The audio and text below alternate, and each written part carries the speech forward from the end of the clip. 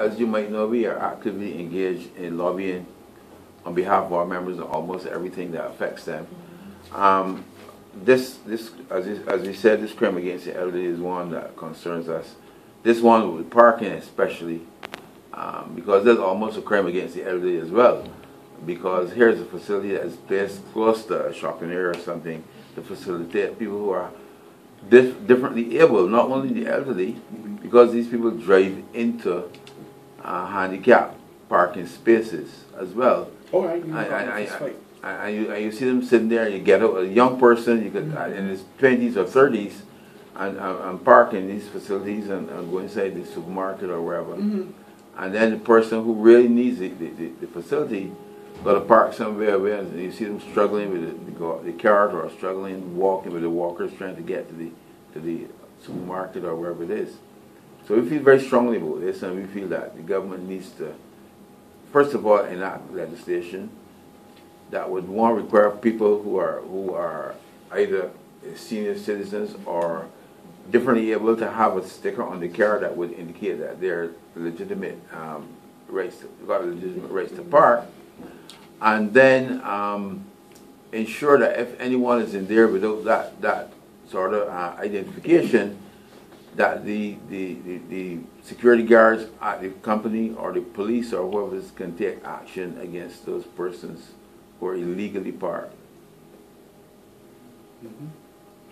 The other thing that I was also wondering about is now that there's been a second term and they're still fresh, you have a chance to sort of like nab them before the 100 days expires. What about, bearing in mind that in December last year, St. Kitts and a whole number of EC members gave a beautiful Christmas to a whole bunch of policyholders with clico and British American. What is happening at the Barbados end, especially in terms of members that are affected in BARP? We've spoken about this already, because there are two aspects of this. One, that there are significant amount of BARP members who invested in clico, and BARP itself has invested in clico and BICO. And we've spoken about this already. We are not happy with the terms as outlined by the judicial managers presently. We are expecting them to really go back and review that and give us better terms, especially since we've heard that it's possible that it can be done better. And we're looking forward to any administration that is in there to look after the 35,000 members of BARP and 35,000 members of clico who invested in clico. So we are waiting. We are waiting. This is a new dispensation. We are waiting to see what they're doing about it. It's new. As Ed mentioned, we have 35,000 plus members. That gives us a very strong voice. Lobbying and advocacy are part and parcel of BARP. And because the elections have passed, and that doesn't mean that we're going to slacken on the proposals that we had submitted. We're going to keep fighting for them because they affect our members and the over 50 population at large. Yes. Shane, CBC. Hey, Shane. The facility that you were speaking about to care for the elderly, basically. Can you tell me a bit more about it? How long will it take? Okay. The money that you're putting behind it, putting into the project. Give us a bit more details on that. Well, this facility, as I explained earlier, is going to be sited in St. Philip, and it's going to be rolled out in phases.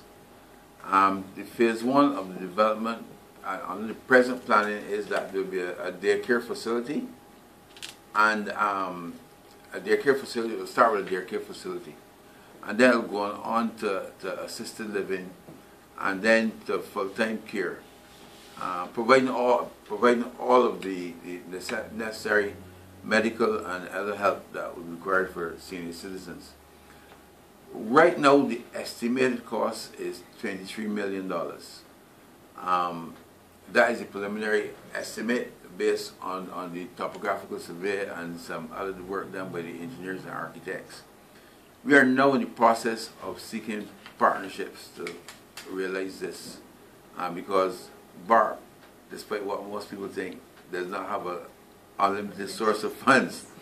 So we're seeking a partnership in this, and we plan not to manage the facility, but to provide the facility, and then we'll have it managed by experts in that area. And time frame, unfortunately, I can just say that we've now started, so as soon as we get the plans to concretize, I'll be able to give you a better time frame. Yeah.